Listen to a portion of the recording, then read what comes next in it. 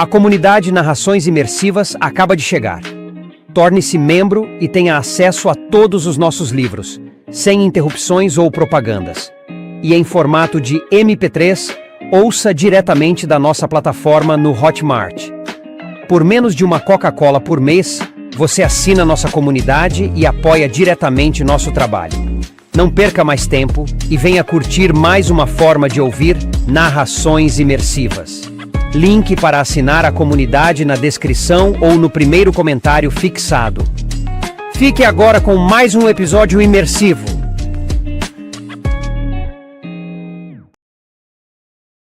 Saga Jogos Vorazes. A Esperança. Livro 3. De Suzanne Collins. Narrado por Andressa Baudet. 14. O Distrito 2 é bem grande, como era de se esperar, composto de uma série de aldeias espalhadas nas montanhas. Cada uma era originalmente uma mina ou uma pedreira, embora agora muitas delas sirvam para abrigar e treinar os pacificadores. Nada disso representaria um grande desafio, já que os rebeldes possuem a força aérea do 13 a seu lado, exceto por um detalhe. No centro do distrito encontra-se uma montanha virtualmente impenetrável que abriga o coração do exército da capital. Apelidamos a montanha de Noz desde que transmitiu o comentário de Plutarque, uma noz difícil de se quebrar, para os líderes rebeldes exaustos e desencorajados que aqui estão. A noz foi construída imediatamente depois dos dias escuros, quando a capital perdera o 13 e estava desesperada por uma nova fortificação subterrânea. Eles tinham alguns de seus recursos militares situados nos arredores da própria capital. Mísseis nucleares, aeronaves, soldados, mas uma significativa fatia de seu poder estava agora sob controle de um inimigo. É claro, não havia nenhuma esperança de conseguirem fazer uma cópia do 13, que foi um trabalho de séculos. Todavia, nas velhas minas do vizinho Distrito 2, enxergaram uma oportunidade. Do céu, a Noz parecia apenas mais uma montanha com poucas entradas, mas em seu interior havia vastos espaços cavernosos onde grandes pedaços de pedra haviam sido cortados, içados até a superfície e transportados através de estradas estreitas e escorregadias para a construção de edifícios nos mais distantes lugares. Havia, inclusive, um sistema de trem para facilitar o transporte de mineiros da Noz ao centro da principal cidade do Distrito 2. Ele seguia direto até a praça que Pita e eu visitamos durante a turnê da Vitória, onde ficamos em pé na ampla escadaria de mármore do edifício da Justiça, tentando não prestar muita atenção nas pesarosas famílias de Keito e Clove ali reunidas. Não era o terreno dos sonhos de ninguém, assolado por deslizamentos de terra, inundações e avalanches, mas as vantagens superavam as preocupações.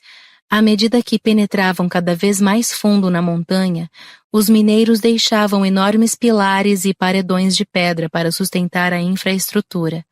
A capital reforçou esses apoios e transformou a montanha em sua nova base militar, enchendo-a de computadores e salas de reuniões, acampamentos de tropas e arsenais. Ampliando as entradas para permitir a decolagem de aerodeslizadores do hangar, instalando lançadores de mísseis, mas, no geral, deixando o exterior da montanha basicamente como sempre foi, um emaranhado grosseiro de rochas, árvores e vida selvagem, uma fortaleza natural para protegê-los de seus inimigos. Em comparação com os outros distritos, a capital mimava os habitantes daqui. Só de olhar os rebeldes do Distrito 2, já se percebe que eles foram decentemente alimentados e bem cuidados na infância. Alguns acabavam por trabalhar na pedreira e nas minas, outros eram educados para empregos na Noz ou entravam para as fileiras de pacificadores, treinados desde a juventude e duros no combate. Os Jogos Vorazes eram uma oportunidade para fazer fortuna e adquirir uma espécie de glória não vista em nenhuma outra parte. É claro, as pessoas do 2 engoliam a propaganda da capital muito mais facilmente que o resto de nós. abraçavam seu estilo de vida. Mas apesar de tudo isso, ao fim do dia continuavam sendo escravos. E se isso passava despercebido aos cidadãos que se tornavam pacificadores ou trabalhavam na noz, não era ignorado pelos cortadores de pedra que formavam a espinha dorsal da resistência aqui. Quando cheguei 2 semanas atrás, as coisas estavam como ainda estão agora. As aldeias do lado de fora do distrito permanecem nas mãos dos rebeldes, a cidade dividida e a noz intocável como sempre. Suas poucas entradas imensamente fortificadas, seu coração envolto em segurança pela montanha. Apesar de todos os outros distritos estarem agora livres do controle da capital, o 2 permanece sob seu domínio. Todos os dias faço o possível para ajudar. Visito os feridos. Gravo curtos pontoprops com a equipe de filmagem. Não tenho permissão para entrar em combate, mas sou convidada para as reuniões que discutem a situação de guerra, o que é muito mais do que se fazia no 13. Aqui é muito melhor, mais livre, nenhuma programação tatuada no braço, menos exigências em relação aos meus horários. Vivo acima da superfície nas aldeias dos rebeldes ou em cavernas nas cercanias. Por motivo de segurança, sou frequentemente realocada. Durante o dia tenho salvo-conduto para caçar, contanto que leve comigo um guarda e não me distancie demais. No ar gelado e rarefeito da montanha, sinto um pouco da minha força física retornando, minha mente expulsando os resquícios de nebulosidade. Mas essa clareza mental proporciona uma consciência ainda mais aguda do que foi feito com Pita. Snow roubou de mim. Deturpou-o até torná-lo irreconhecível e o ofereceu de volta como um de seus presentes. Boggs, que veio para o 2 comigo, disse que, mesmo com todo o planejamento, foi fácil demais resgatar Pita. Ele acredita que se o 13 não tivesse feito o esforço, Pita teria sido entregue a mim de um jeito ou de outro. Teria sido deixado em algum distrito em guerra ou talvez no próprio 13, embrulhado em fitinhas e com o meu nome escrito numa etiqueta, programado para me assassinar. Só agora que ele foi corrompido, consigo apreciar totalmente o verdadeiro Pita. Até mais do que teria apreciado se ele tivesse morrido. A delicadeza, o equilíbrio, a afetuosidade que deixavam um inesperado rastro de calor humano. Tirando Prim, minha mãe e Gale, quantas pessoas no mundo me amam incondicionalmente? Acho que no meu caso a resposta agora é talvez ninguém. Às vezes, quando estou sozinha, tiro a pérola de seu domicílio, o meu bolso, e tento me lembrar do garoto com o pão, os braços fortes que espantavam meus pesadelos no trem, os beijos na arena, para me obrigar a pôr um nome naquilo que perdi. Mas qual a utilidade disso? Acabou. Ele não existe mais. Seja lá o que tenha existido entre nós 2, acabou. Tudo o que resta é a minha promessa de matar Snow. Lembro disso 10 vezes por dia. No 13, a reabilitação de Pita prossegue, embora eu não pergunte, Plutarque me fornece atualizações entusiasmadas pelo telefone do tipo: "Boas notícias, Katniss. Acho que ele está quase convencido de que você não é um bestante." Ou, hoje permitiram que ele comesse sozinho um pouco de pudim. Quando a palavra passa para Haymitch, ele admite que Pita não está melhor. O único e incerto raio de esperança veio da minha irmã. Prim apareceu com a ideia de tentar telesequestrá-lo de volta, conta Haymitch. Mencionar as lembranças distorcidas que ele tem de você e depois dar a ele uma dose cavalar de um calmante, tipo morfináceo. Nós só tentamos isso em uma lembrança específica, a gravação de vocês 2 na caverna, quando você contou para ele aquela história da compra da cabra para Prim. E houve alguma melhora? Pergunto. Bom, se confusão extrema significa melhora em relação a terror extremo, então a resposta é sim, diz Haymitch. Mas não tenho muita certeza disso. Ele perdeu a habilidade de falar por várias horas. Entrou num certo estado de estupor. Quando voltou a si, a única pergunta que fez foi sobre a cabra. Certo, digo. E como andam as coisas por aí? Nenhum avanço, respondo. Estamos enviando uma equipe para ajudar com a montanha, BT e alguns dos outros, diz ele. Você sabe, os cérebros. Quando os cérebros são selecionados, não fico surpresa de ver o nome de Gale na lista. Imaginei que BT fosse trazê-lo, não por sua expertise tecnológica, mas na esperança de que ele pudesse, de alguma maneira, pensar num jeito de prender a montanha numa armadilha. Originalmente, Gale ofereceu-se para vir comigo para o 2, mas percebi que o estaria afastando do trabalho com BT. Disse para ele ficar lá onde era mais necessário. Não disse para ele que sua presença aqui tornaria ainda mais difícil meu luto por Pita. Gale me encontra assim que eles chegam no fim da tarde. Estou sentada em cima de uma tora de madeira no limite da minha aldeia atual, depenando um ganso. Mais ou menos uma dúzia dessas aves estão empilhadas aos meus pés. Uma grande quantidade deles está migrando por aqui desde que cheguei, o que os tornam presas fáceis. Sem dizer uma palavra, Gale acomoda-se ao meu lado e começa a retirar as penas de uma das aves. Estamos quase na metade da operação quando ele diz: "Alguma chance de a gente comer isso aqui?" Claro, a maioria vai para a cozinha do acampamento, mas eles sabem que vou dar alguns para quem quer que passe a noite comigo. Digo, por me proteger. A honra já não é suficiente? Diz ele. Deveria ser, respondo. Mas tem um boato por aí que diz que tordos são prejudiciais à saúde. Depenamos em silêncio por mais algum tempo. Então ele diz: "Eu vi Pita ontem, através do vidro." "O que você achou?" Pergunto. "Pensei uma coisa egoísta", diz Gale. "Que você não precisa mais sentir ciúmes dele?" Meus dedos dão um puxão e uma nuvem de penas flutua ao nosso redor. Não, justamente o oposto. Gale remove uma pena do meu cabelo. Eu pensei que nunca vou poder competir com aquilo, por mais doloroso que seja para mim. Ele gira a pena entre o polegar e o indicador. Não tenho nenhuma chance se ele não melhorar.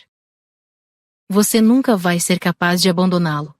Você sempre vai sentir que está cometendo um erro estando comigo. Da mesma forma que sempre senti que estava cometendo um erro beijando Pita, justamente por causa de você, digo. Gale olha fixamente para mim. Se eu acreditasse que isso é verdade, quase poderia viver com a outra parte do problema. É verdade, admito. Mas também é verdade o que você disse sobre Pita. Gale emite um som de desespero. No entanto, depois de deixarmos as aves e nos apresentarmos como voluntários para voltar à floresta e colher gravetos para a fogueira noturna, acabo nos braços de Gale. Seus lábios roçam os hematomas que estão sumindo em meu pescoço e sobem até minha boca. Apesar do que sinto por Pita, é nesse momento que aceito, no fundo do meu coração, que ele jamais voltará para mim. Ou que eu jamais voltarei para ele. Vou ficar no 2 até que o conquistemos e depois vou para a capital e matarei Snow. E morrerei no processo. Já Pita morrerá insano e me odiando.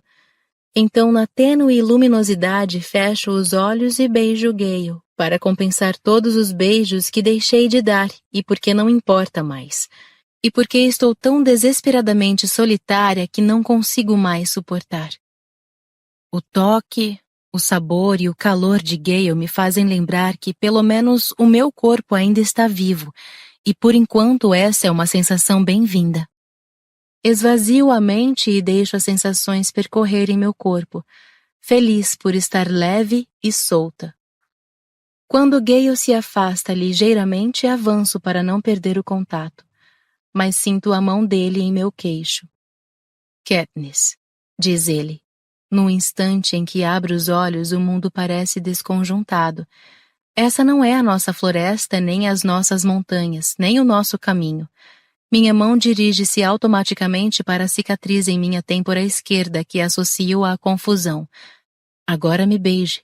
Perplexa, os olhos arregalados, fico lá parada, enquanto ele se curva na minha direção e pressiona os lábios nos meus durante um breve instante.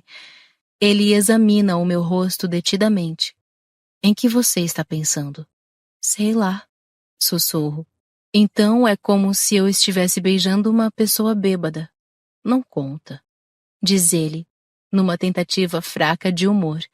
Ele colhe um punhado de gravetos e os joga em meus braços vazios, fazendo com que eu volte à realidade. Como é que você sabe? Pergunto, principalmente para disfarçar o meu constrangimento. Você já beijou uma pessoa bêbada? Imagino que Gale pode muito bem ter beijado várias garotas no 12. Ele certamente tinha várias ofertas à disposição. Eu nunca pensei muito nisso antes. Ele apenas balança a cabeça. Não, mas não é muito difícil imaginar como seria. Quer dizer então que você nunca beijou nenhuma outra garota? Pergunto. Eu não disse isso. Você sabe que você só tinha 12 anos quando a gente se conheceu. E além do mais, você era um saco. Eu tinha minha vida pessoal além de caçar com você, diz ele com os braços cheios de lenha. De repente, fico genuinamente curiosa. Quem foi que você beijou? E onde? Foram tantas vezes que é até difícil lembrar. Atrás da escola, na pilha da escória, em vários lugares e ocasiões. Diz ele, revira os olhos. Então, quando foi que me transformei em alguém tão especial? Quando eles me carregaram à força para a capital? Não. Mais ou menos 6 meses antes disso. Logo depois do ano novo. A gente estava no prego, tomando aquela sopa na Greasy Say. E o Darius estava implicando com você, falando qualquer coisa sobre trocar um coelho por um beijo. Aí percebi que eu fiquei chateado, diz ele. Lembro bem daquele dia. Um frio de amargar e já bem escuro às 4 da tarde. Nós tínhamos caçado, mas a neve pesada havia nos obrigado a voltar para a cidade. O prego estava cheio de gente atrás de abrigo por causa do mau tempo. A sopa de Greasy Say, feita a partir dos ossos de um cachorro selvagem que tínhamos matado uma semana antes, estava com um gosto bem abaixo do padrão dela.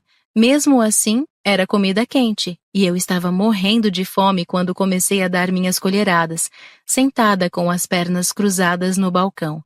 Foi quando notei Darius encostado num dos suportes da barraquinha, fazendo cócegas na minha bochecha com a ponta da minha trança.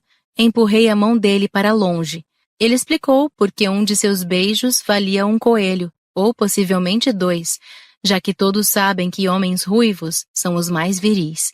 Greasy Say e eu rimos porque ele era tão ridículo e persistente e não parava de apontar para as mulheres que estavam no prego, dizendo que elas haviam pagado muito mais do que um coelho para desfrutar de seus lábios. Está vendo aquela ali com o cachecol verde? Vai lá e pergunta para ela, se você precisa de alguma referência. 1 milhão de quilômetros daqui.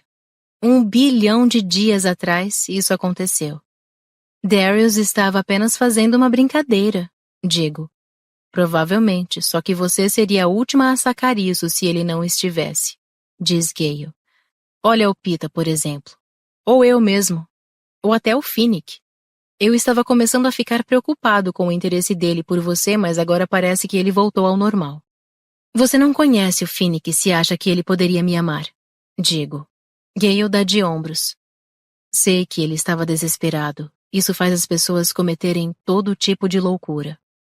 Não posso deixar de pensar que isso foi dirigido a mim.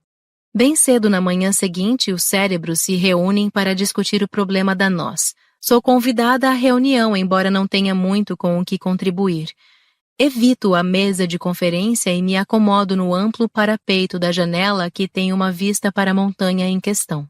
A comandante do 2, uma mulher de meia idade chamada Lime, nos conduz por um tour virtual da nós, seu interior e fortificações, e relembra as tentativas fracassadas de tomá-la.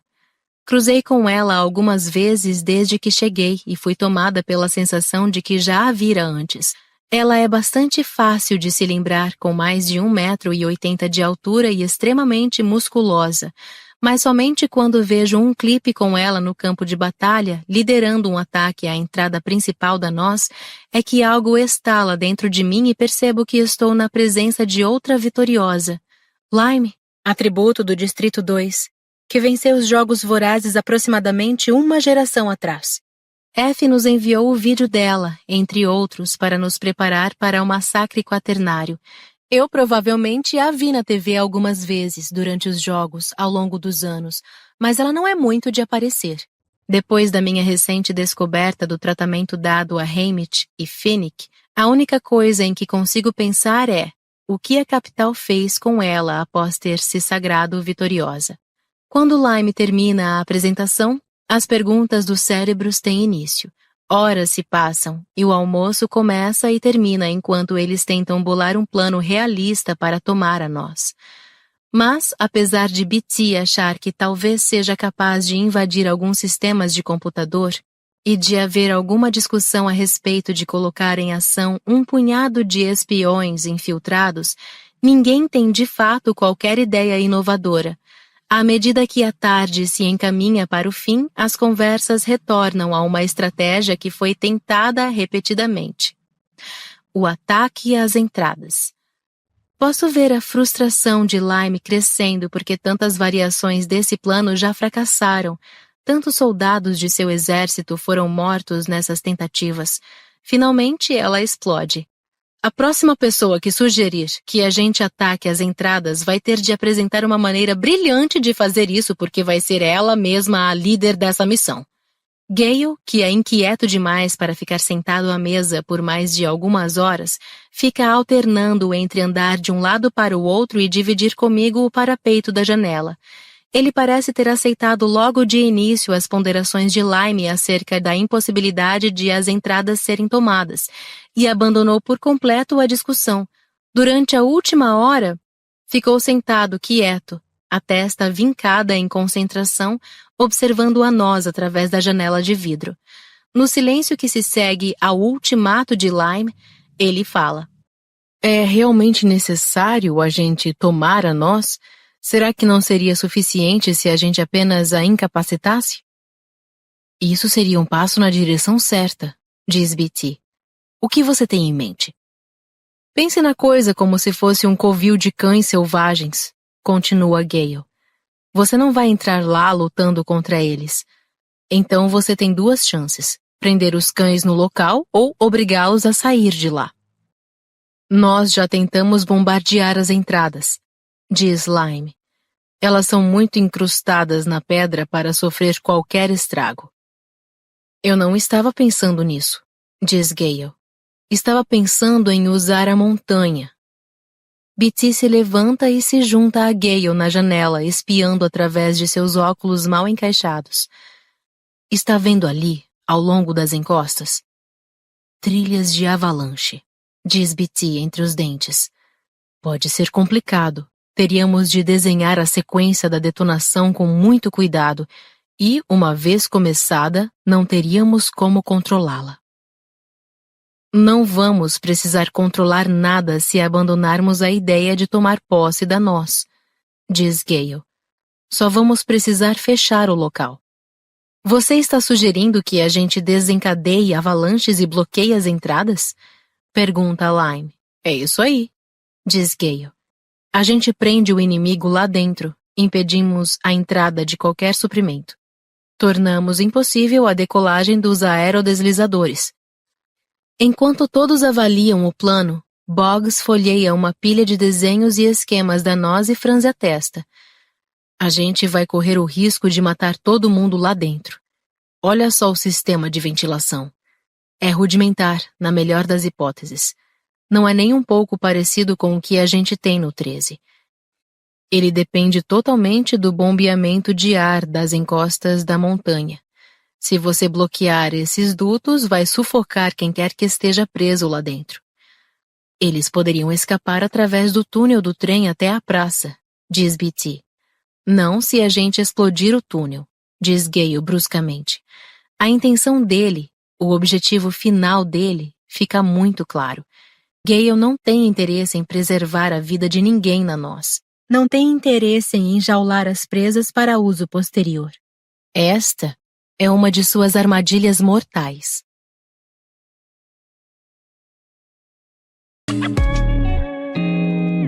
O canal Narrações Imersivas agradece por ter ouvido mais um episódio conosco. Acompanhe nossa página no Instagram e fique por dentro de todas as novidades do canal. E se você vê valor nesse projeto, considere apoiá-lo. Faça parte da nossa comunidade no Hotmart. Até a próxima com mais uma narração imersiva.